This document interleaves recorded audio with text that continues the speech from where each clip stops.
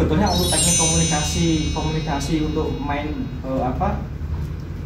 kita bisa mengolah kata-kata itu bisa kita edukasi ke subjek itu lebih dasar lagi. Contohnya gini misalnya, Pak Willy tadi datang ke sini dengan siapa Pak? Hah? Sendiri ya Pak ya? Sendiri. Kalau misalnya tadi dari Semarang ke Pati itu kira-kira berapa jam Pak? Kalau dipikir lebih bingung lagi Pak, lebih bingung ya kan? Kalau dipikir lebih bingung lagi. Nah sekarang gini, kalau Semarang sampai Pati itu kan bingung Pak ya?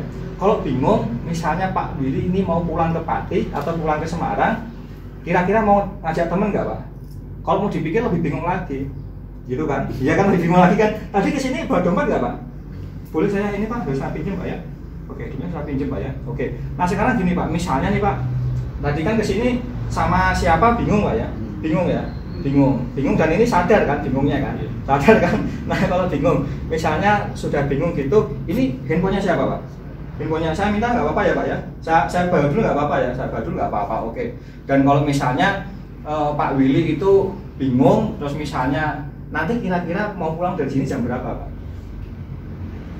Nggak tahu juga Pak ya? Nggak tahu juga ya? Nggak tahu juga, nah gitu. Udah sekarang lupakan semua Pak, lupakan semua. Udah, nggak ada masalah Pak ya? Nggak ada masalah. Namanya siapa Pak? Willy, oke. Balik sih Pak, dengan siapa Pak? Sendiri. Bawa dompet? Dompetnya mana Pak?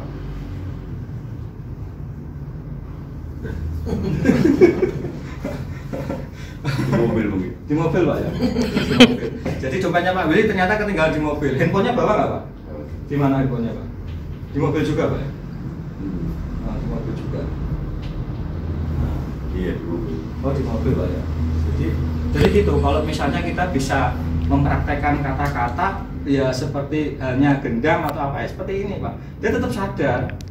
Dan tadi Pak Willy ngasih dompet sama ngasih handphone ke saya Pak, ngasih Pak, ngasih bukannya ini Pak, ini ada buktinya semua dan ada videonya Pak.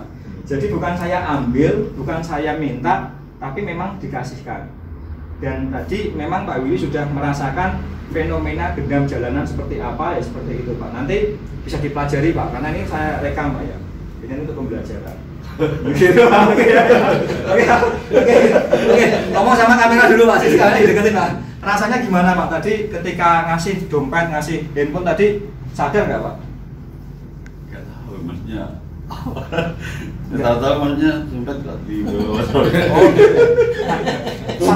Pas kenanya, kan tadi kan ada masa sadarnya, terus ada masa tidak taunya waktu dompetnya saya ambil. Itu masa-masanya pas mana Pak? Maksudnya pas masih sadar atau apa? Ngobrol asik aja kayaknya. Ngobrol asik. Suka aja kalau ngobrol sama orang nyambung gitu. Oh gitu. Jadi nggak begitu. Tapi waktu kasih ini kan tadi udah nggak sadar Pak maksudnya? Nggak tahu, maksudnya nggak tahu. Itu kita kan ngobrol asik aja. Oh gitu kita ya. suka ngobrol nyambung gitu. Susah Pak, beda-beda kan. Beda-beda ya.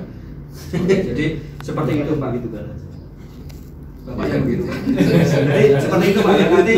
Saya belum pernah praktek. Belum. Pernah praktek belum. Saya Pak.